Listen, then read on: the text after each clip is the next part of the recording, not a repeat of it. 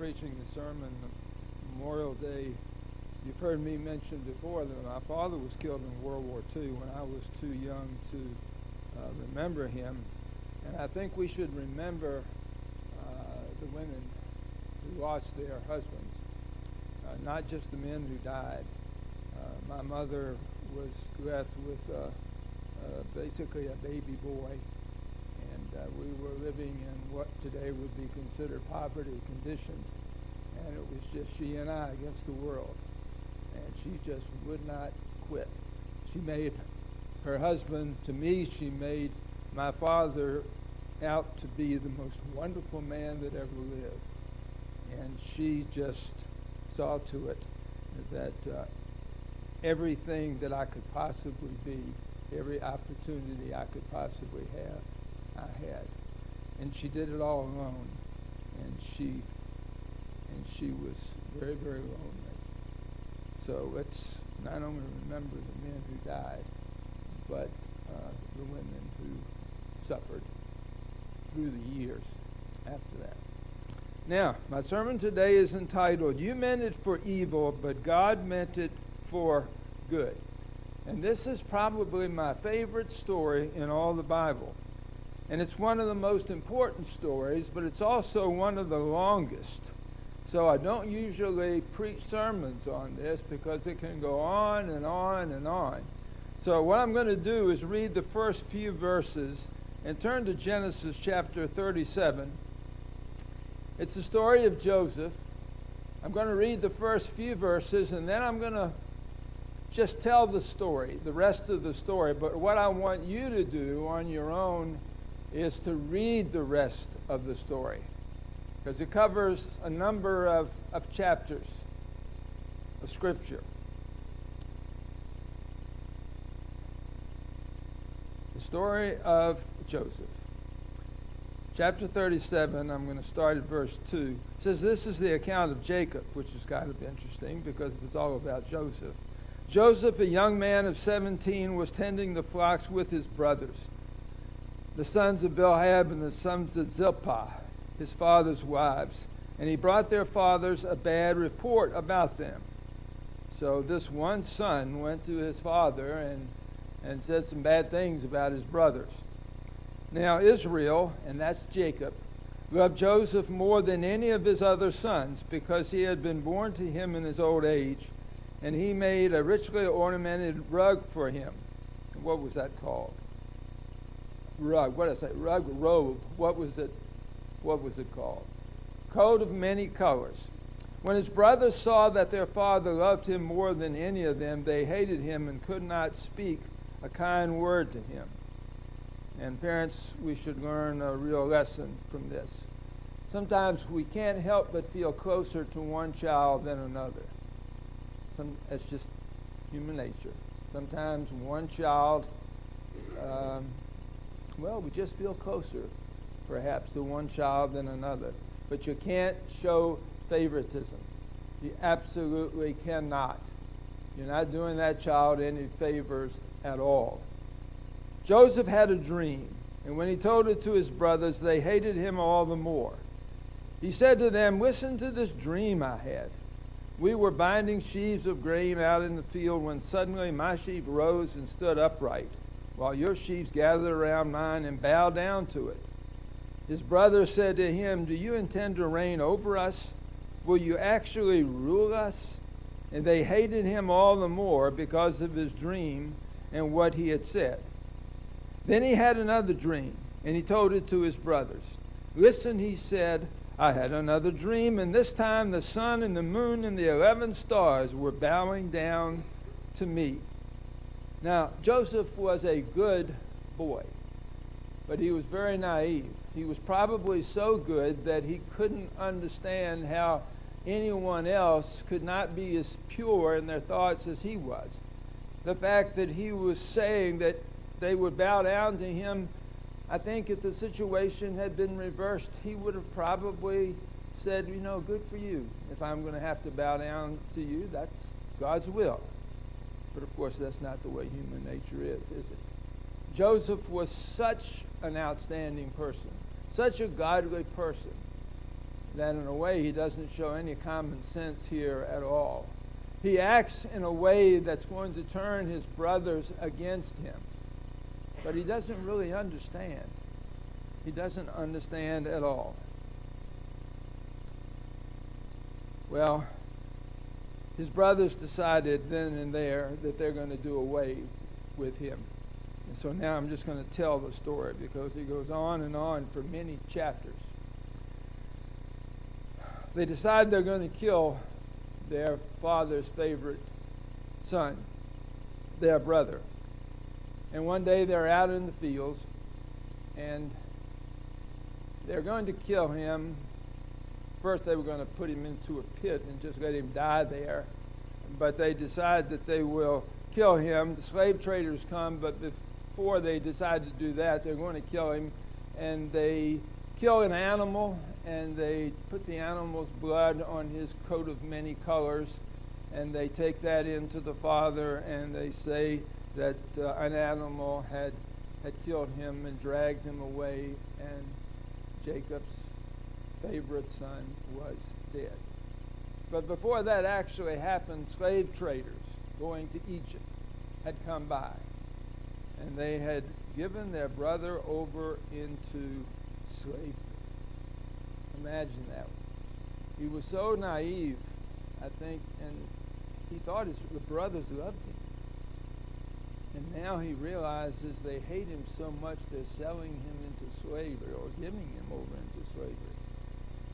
And they take him to faraway Egypt where God is not worshipped. He won't see his brothers again. He won't see his father again. And slaves don't live very long. Things couldn't be any worse. Jacob the father is brokenhearted. He's lost his favorite son. And Joseph was his favorite son for a number of reasons. One of the biggest reasons was he was his son by his favorite wife. And that becomes more important later. So Joseph is taken into slavery, and he goes to Egypt, and he is purchased by an army officer named, what was his name? Many of you know the story. Potiphar. Potiphar was an army officer. And Potiphar probably was away too much fighting wars. And his wife was lonely. But they realized very quickly that this young man was extraordinary. He had gifts and talents that maybe they hadn't seen before. And so pretty quickly they put him in charge of all the finances of the household. You know, in the old South, the slaves that work out in the fields, it was pretty terrible. But some of the household slaves, the ones that lived in the homes, at times they were almost treated like family. It was a completely different situation. So he was going to be a slave. He would never be free as long as he lived, but at least he was going to be treated well. And so now he's a household slave. And he takes care of all the finances of his master. But he's a handsome young man, and Potiphar's wife, I guess, is lonely. And, you know, in the old days, when many of us were growing up, didn't they used to make a lot of movies about Bible stories? Do you remember that?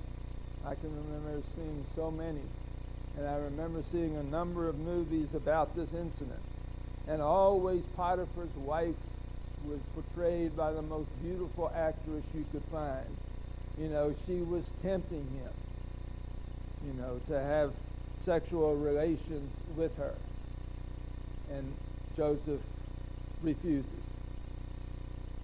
You know, in this situation, throughout his life, he always does what is right. He remains true to God regardless of his circumstances.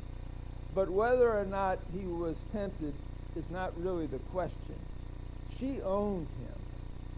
And if he made life pleasant for her, she could make life pleasant for him. If he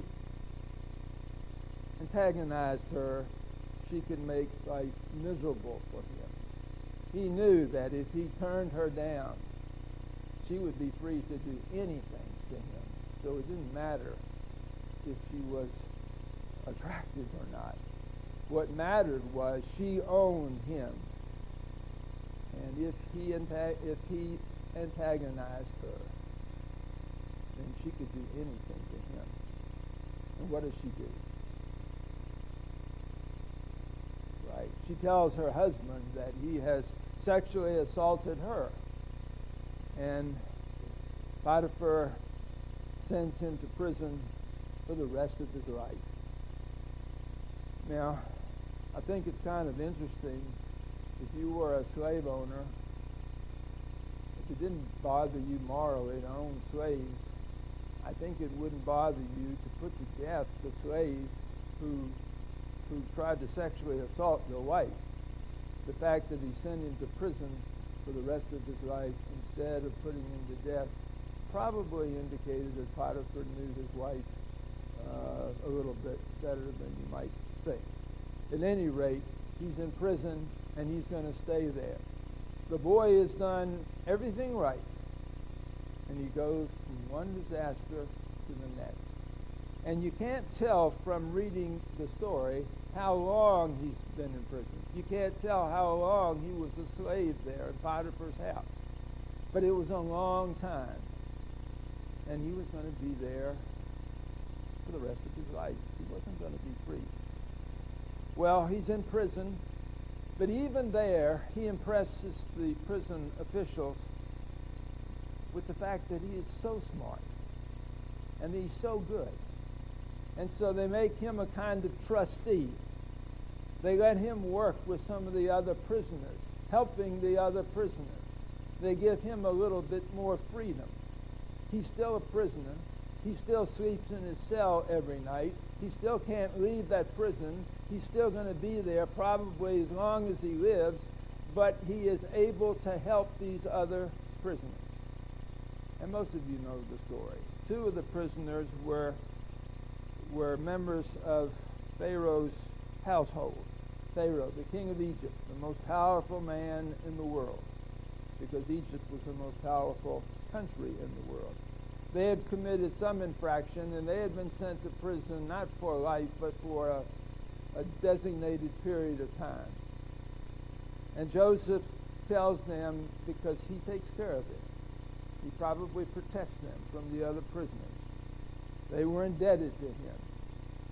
And he says, please, just remember me. When you're freed, when you go back to Pharaoh, you know me. You know I could not have done the thing that I was accused of. Put in a good word with Pharaoh.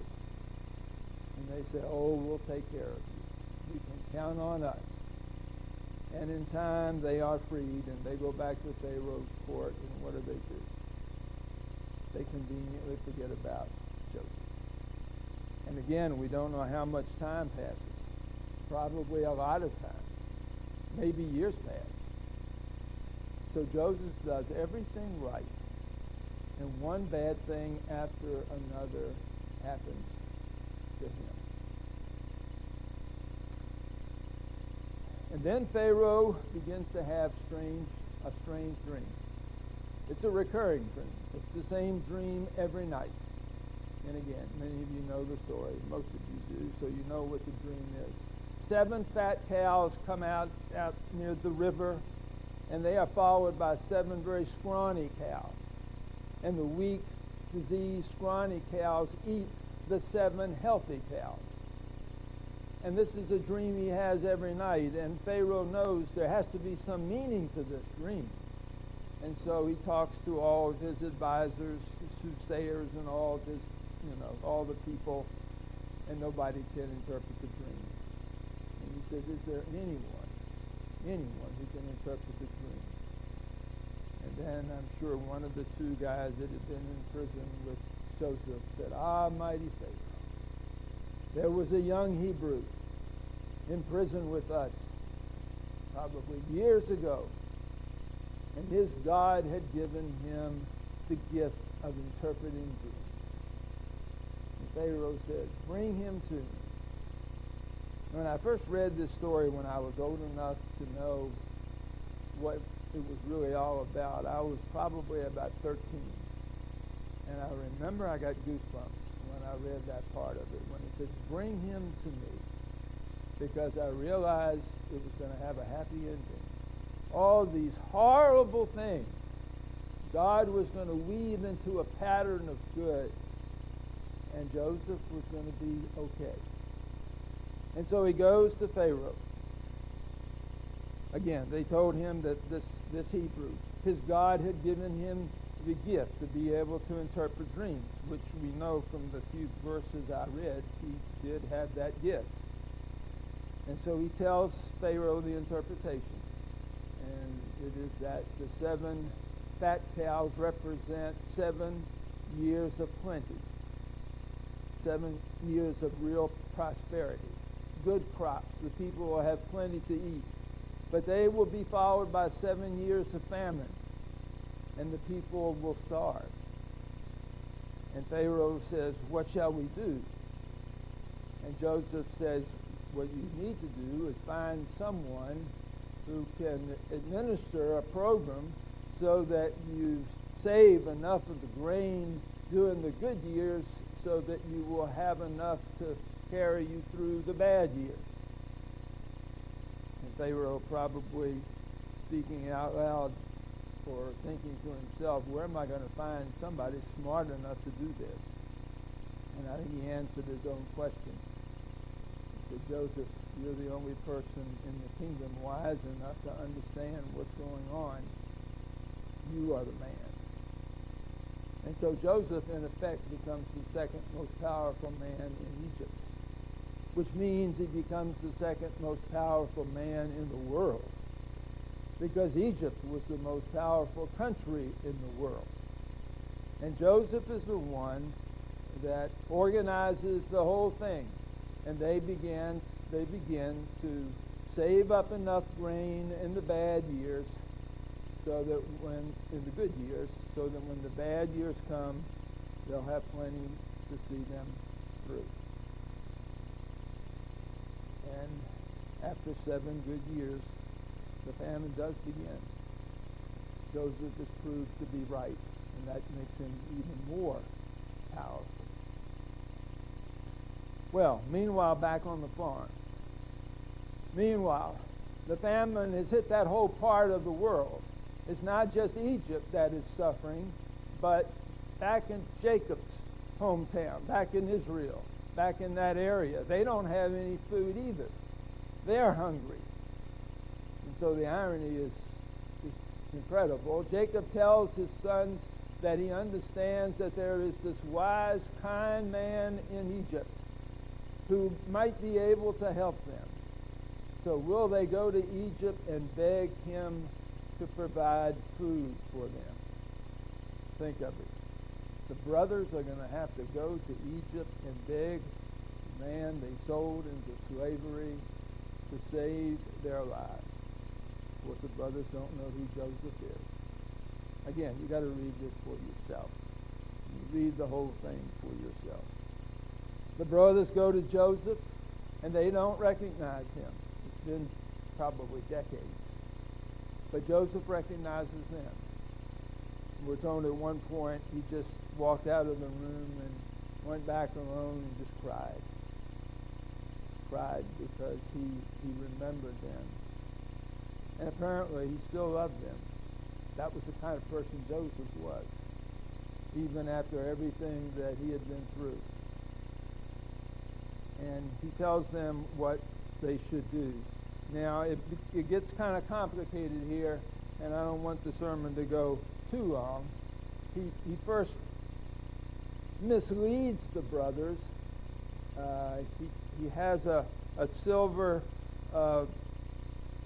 plate that he puts in the bag of one and takes it back. And then he sends soldiers out indicating that they feel someone has stolen it, and they find it in the bag of their youngest brother, Benjamin, who is Joseph's not half-brother, but brother. This is the boy born to Jacob's favorite wife, brother that Joseph has never seen before. And they bring them back, and Joseph is supposed to put him to death because supposedly he stole it, which he didn't do. Joseph has trumped up this whole thing. And the older brother, the one who was, I guess, mostly responsible for Joseph being sold into slavery, begs Joseph, not knowing who he is. He says, please don't. He said, my father's favorite son died many years ago, and it almost killed my father. He said, this is now his favorite son. And if anything happens to him, he will die. So I will stay. Let me stay. If anyone's going to be a slave, if anyone's going to be put to death, let it be me. Don't let it be this boy.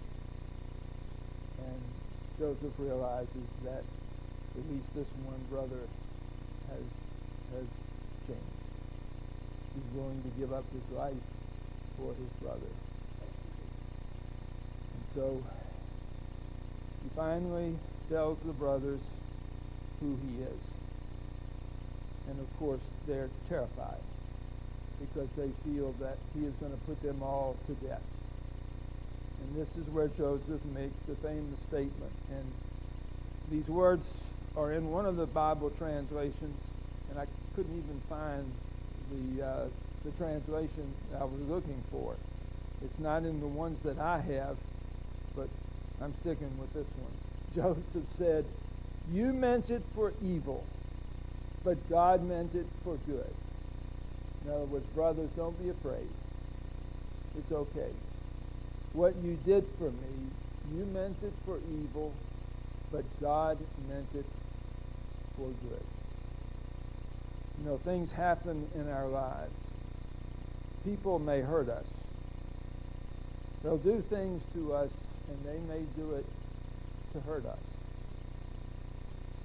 But God can turn around and use those things to bring good in our lives. Maybe you lose a job that you wanted very much. And it seems like a catastrophe. And it just means that you have to go find another job, and it turns out that that is the job that you always wanted. You find your career, what you were born to do. You know, I've used this example many times. You're in love, and the person that you love decides he or she wants to marry someone else, and you're heartbroken. And then you meet the person that God wants you to marry, wanted you to marry all along. Remember the words of Billy Graham's wife? How many times have I said that? Do you remember? Oh, I can't do it. Yeah, she says it's a good thing God doesn't answer prayers all the time, or I would have married the wrong man 3 times. 3 times she had her heart broken before she met Billy Graham. And that has happened to many of us. The person that we loved married someone else, we were heartbroken, and then we ended up meeting the person that we could really share our life with. It happens in jobs, it happens in relationships, it happens in so many different ways. He meant it for evil, but God meant it for good. There are things that happen to us that seem to be random. Maybe they actually were done to us intentionally to hurt us. But if we continue to do what is right, as Joseph did, remember, he never gave in. He never gave in to Potiphar's wife to try to make his situation better. He continued to do what he knew God wanted him to do. And he ended up becoming the second most powerful man in the world. What happens is that the Jews come to Egypt and they live there because they would have died back in Israel from the famine. And as long as Joseph and that Pharaoh are alive, they live in peace and happiness. Unfortunately, as time passes, Joseph dies, that Pharaoh dies, the population of the Jews increases so rapidly that the Egyptians feel that they are a threat, and so they end up enslaving them. But that's, another story. But you know what happens in that story.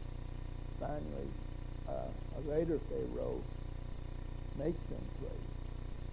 Then God raises up Moses to lead them out of slavery. But for right here and right now, God sees to it that his chosen people are not erased from the face of the earth.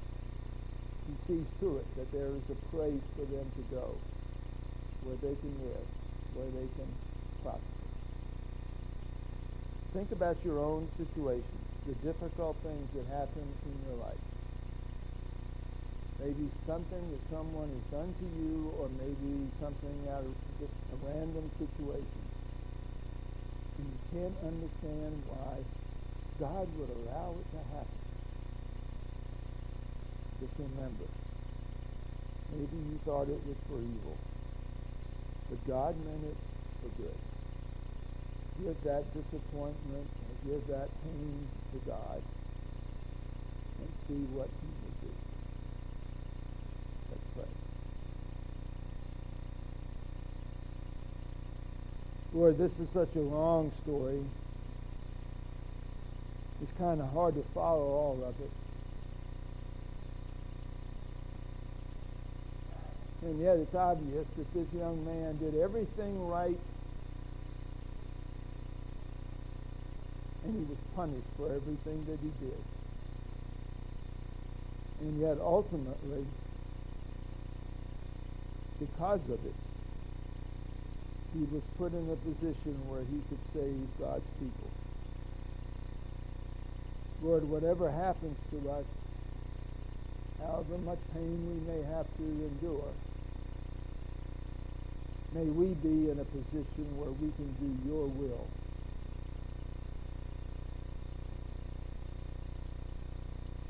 We know that whatever happens to us,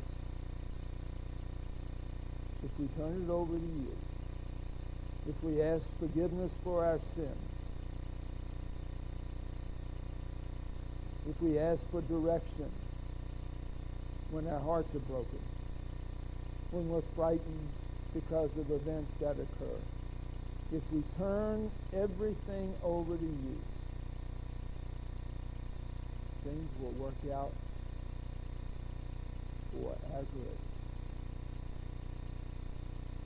Lord, we trust you. We know that you love us enough to send your Son into the world to die so that we could live forever. We know that whatever happens, that the final chapter in the book of our life has been written and it has a happy ending, because we'll be with you forever and ever. In Jesus' name we pray.